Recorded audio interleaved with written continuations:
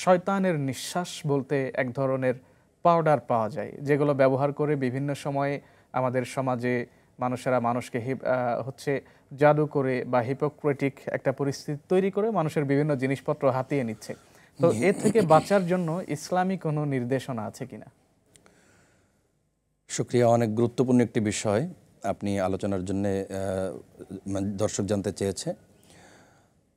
আল্লাহ রাসূল সাল্লাল্লাহু তাআলা আলাইহি ওয়াসাল্লাম হাদিসে পাকের মাঝে ইরশাদ করেছেন, মান গাশশা ফালাইসা মিন্না।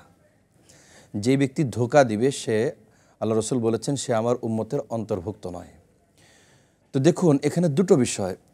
একটা হলো যারা এই কাজটি করছে তাদের এই কাজটি কেমন, আরেকটি হলো যারা আমরা এই সমস্ত দুর্ঘটনার শিকার হচ্ছে আমাদের জন্য করণীয় কী। যারা এই কাজটি করছে, সর্বপ্রথম তাদের উদ্দেশ্যে আমি বলতে চাই, সর্বপ্রকার জুলুম, সর্ব ধরনের ধোঁকা, এটা ইসলাম কঠিনভাবে নিষেধ করেছে। আজকে আমি প্রতারণার মাধ্যমে যার সম্পদ আমি আত্মসাৎ করছি, এই সম্পদ একটি টাকা আমার ময়দানে কিয়ামতে জাহান্নামে যাওয়ার জন্য যথেষ্ট হয়ে যাবে। এজন্য আমরা যারা খারাপ পথে আছি, আমাদের অবশ্যই এই খারাপ পথ পরিহার করে সত্যের পথে অবশ্যই জীবন পরিচালনা করতে হবে। হুকুকুল ইবাদ এমন একটি বিষয়, যার সম্পদ আজকে আমি ধোঁকা দিয়ে বোকা বানিয়ে আমি আজকে আত্মসাৎ করছি। কার জন্য আত্মসাৎ করছি? নিজের জন্যে, কোনো ফায়দা হবে না, আমি তো দুনিয়া থেকে চলে যাব। কার জন্য রেখে যাব? সন্তানদের জন্যে।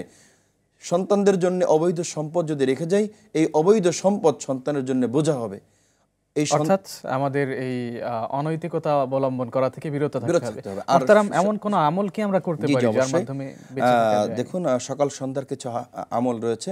আল্লাহ রাসূল সাল্লাল্লাহু তাআলা আলাইহি ওয়াসাল্লাম যে আমলগুলো বলেছেন, যে আমলগুলো যখন কোনো মানুষ দৈনন্দিন সকাল সন্ধ্যায় পাঠ করে, সর্ব ধরনের বিপদ আপদ বালা মুসিবত থেকে আল্লাহ পাক তাকে হেফাজত করেন। যেমন আমি একটি দোয়া যদি আমি আলোচনা করি, হাদিসের মধ্যে এসেছে, বিসমিল্লাহিল্লাযী লা ইয়াদুররু মা ইসমিহি শাইউন ফিল আরদি ওয়ালা ফিস সামাই ওয়া হুয়াস সামিউল আলিম। এই দোয়াটি যদি সকাল সন্ধ্যায় 3 বার করে কোনো ব্যক্তি পড়ে, সর্ব ধরনের বিপদ আপদ বালা মুসিবত থেকে আল্লাহ পাক তাকে হেফাজত করবেন। সেই সাথে 3 বার সূরা ইখলাস, 3 বার সূরা ফালাক, 3 বার সূরা নাস, এটাও যদি আমরা পড়ি, সেক্ষেত্রেও আমাদের যাবতীয় বিপদ আপদ থেকে আল্লাহ পাক আমাদেরকে হেফাজত করবেন। এজন্য আমাদের দৈনন্দিন যে আমলগুলো আছে, এই আমলি জীবন আমাদের গঠন করতে হবে। আল্লাহ পাক আমাদেরকে তৌফিক দান করুন। আল্লাহুম্মা আমিন।